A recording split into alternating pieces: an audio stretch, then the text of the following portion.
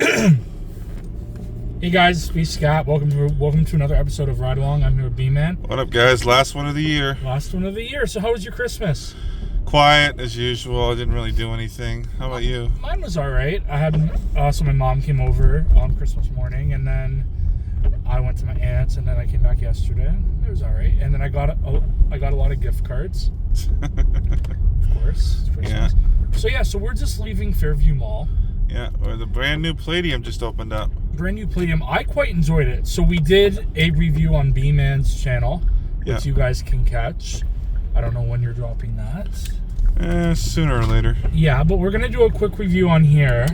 Sorry, go ahead. No, go ahead. So I quite enjoyed it. It's right beside the Cineplex, who actually owns like that brand, so it makes sense. Yeah. I really enjoyed it. It was a large location. Is this gonna let me go? What are we doing here? Sorry. I really enjoyed it. Quite a large location for which we both didn't expect, actually. No, I thought it was gonna be really tiny. The most interesting thing they have is at the very back. They have a small rendition of bowling, except you don't actually have to wear bowling shoes, is my best way of describing it. No, you if you guys look on my channel, you'll see what we're talking about. It's actually pretty cool. Yeah, it's all right, but 45 credits is a bit much per person. And also, as of right now, until they get the kinks sorted out, if you have a pass from another location, you can't switch it over. No. So kind of makes sense. I mean, they are brand new. Yeah. Which I'm actually hoping, and yes, I know I'm I'm blabbing over now. Apparently the rumor is that they want to expand those PlayDiums into their movie theaters and malls. So hopefully Scarborough Town Center is on that list. That would be good, man. I can finally go somewhere it's not too far out of the way. I mean, here at Fairview Mall, it is fairly geographically convenient for me because I live not too close, but close enough I could just hop on a bus or two and I could be here in an hour. And I'm right up the DVP. But honestly, if you think about Scarborough Town Center, also actually Eglinton Town Center as well, they both have small versions of it. They have a few games, right? So what's stopping them from expanding that? And as well, at Scarborough Town Center, they have the mall entrance, which isn't being used anymore. So maybe they could expand and knock some walls out. Yeah, maybe if they have the space for it. If they have the. Personally, I thought it was kind of not huge. It was fairly decently sized, I suppose. It was bigger than I was expecting, but what was I gonna say? There's some new games, some standard PlayDium fare, but it wasn't bad. It was just I was just kind of hoping maybe they'd have a bit more. So, and there's some new games too, like you see in my video. But it was fine. Like I said, it's geographically convenient, so that works. I guess I'd probably give it a 6 out of 10. Do we want to talk a little bit of wrestling, even though there's not a lot of news? Yeah, really. Tell me about it. So on Monday, you watched most of, I watched all of, the Vince McMahon documentary. Yeah, which came out this past January, I think. So we're giving you a little bit of a late review. I'm not gonna say too much because B-Man hasn't watched the whole thing, but as I've already told him, watch it. It does answer a lot of questions as to why Vince McMahon does certain things the way he does. But I would give that a 9 out of 10. I'd probably give it a 7. Well, you were falling asleep. Well, excuse me for being tired working all night. Yeah. That's how my shift is. I work. So for those of you who don't know, I work night shifts, which is 6 p.m. to 6 a.m. on weekends. So come Monday morning, I'm usually pretty zonked out. And normally I'd get a few hours, but for some reason I couldn't. So I was just kind of dozing off a little bit when I was trying to play my game so I could keep awake a little bit, but it wasn't really working. But were you paying attention? A little bit. Mm-hmm. Yeah, definitely answers a lot of questions, and you get the other side of certain stories. Certain. Yeah. Yeah, it wasn't too bad.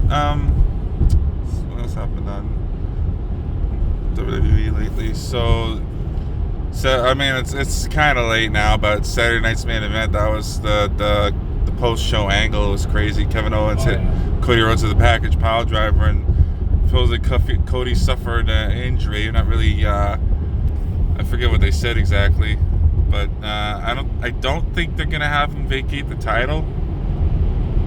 So we'll see how that, because it's probably. I mean, we all know it's the storyline, but I don't know if they're gonna have him drop the title in storyline, or if they're gonna just say, okay, well, he's got 90 days and he'll be back just before. He'll probably be back at the Royal Rumble, I'd say, or the Saturday night's main event before the Royal Rumble, which in and of itself kind of doesn't make sense. Why are they having a Saturday night's main event literally 1 week before the Royal Rumble? Because they got to build towards that, but also the Royal Rumble itself, which is a week later. I mean, I would understand if it was maybe the second Saturday of the month, but not the one just before the pay-per-view. And speaking of pay-per-views, apparently they're planning on doing 2-night Rumbles, and possibly even 2-night Money in the Bank events. So what do you think about that? I mean, I could see it.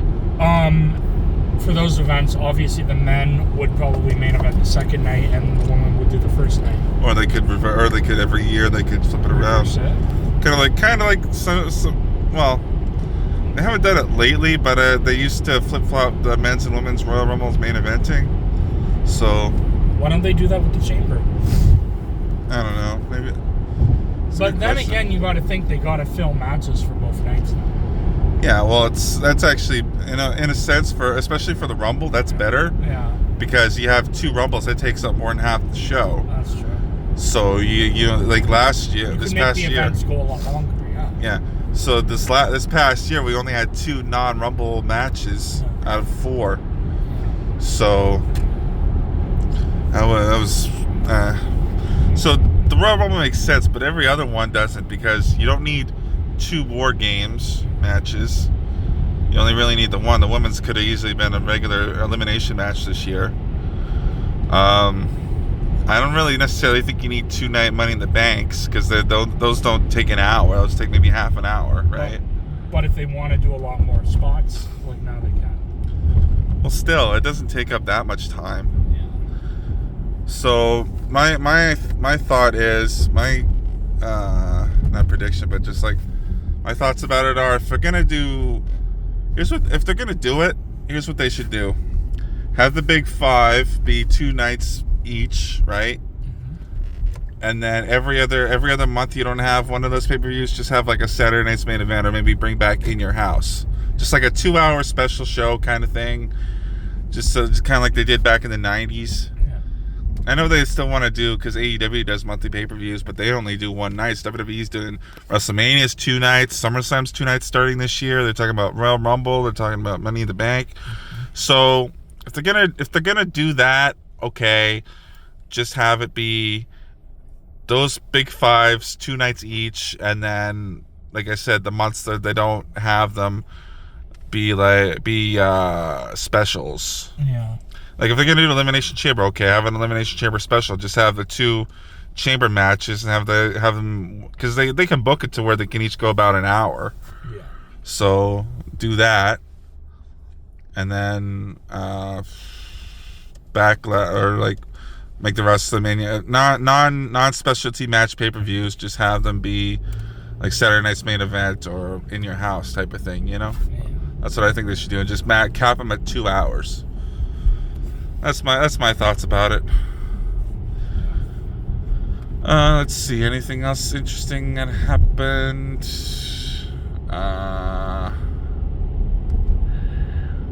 That I can really think of. We got the first ever Women's United States Champion, Chelsea Green, currently the longest ever reigning female United States Champion of all time,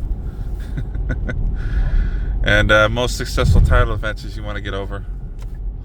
Most successful title defenses of all time, and man, she's killing it as Women's United States Champion. I'm joking, obviously.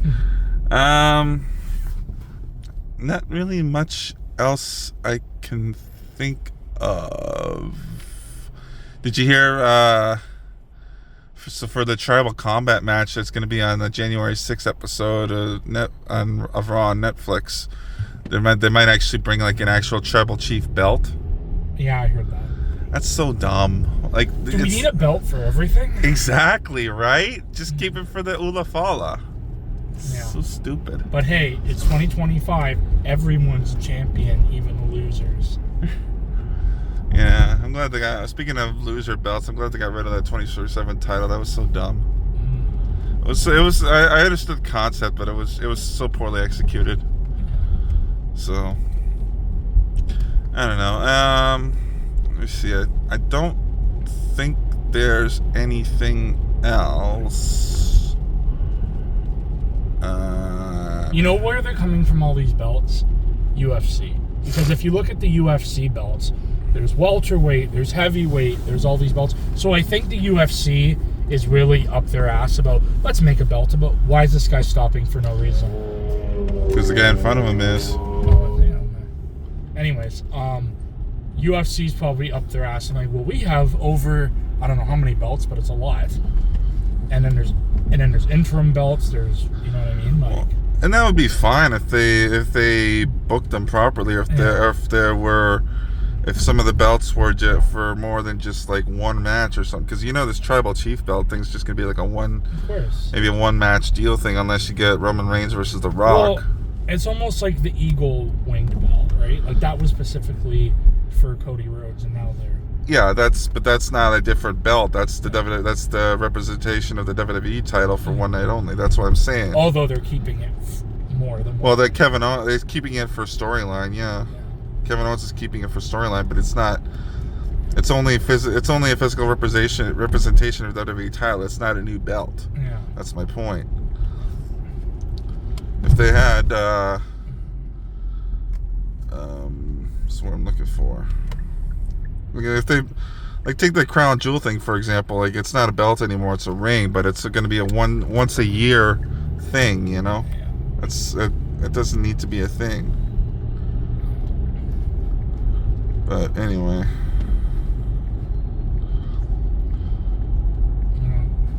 And that's the thing with a lot of belts. They make new titles. They don't really do anything with them for the most part, and then they just make them defunct in a couple years anyway. Transmission incoming from the big giant. And Brandon's getting a text message.